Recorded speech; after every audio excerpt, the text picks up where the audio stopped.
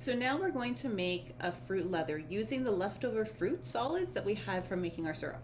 So I still have all of the solids here in the strainer, and what we're going to do is we're going to blend them actually. So they're pretty mashed up, but just to make it a little bit smoother and work a little nicer, I'm just going to dump this into here.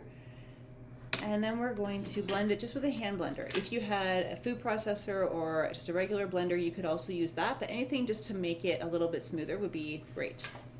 And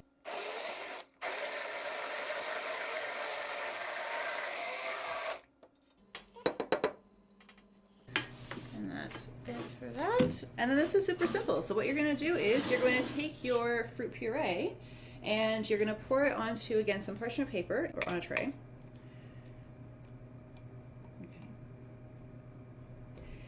And we're going to spread this out to about 1/4 inch thick.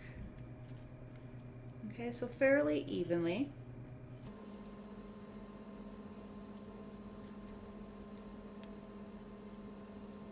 And then what you're going to do is put this into an oven at about 170 degrees. So as low as your oven can go. You're going to turn it on, let it preheat to that, and then you're going to stick this in your oven for 12 to 13 hours. So if you can do it overnight is ideal, because then you're not taking up your oven space for if you're cooking the next day. And as it's doing that, all it's going to do is dehydrate. You could also use a dehydrator for this if you happen to have one, which makes it just a little bit simpler. You don't have to have your whole oven being used for it. And that's pretty much it. So we'll stick it in the oven.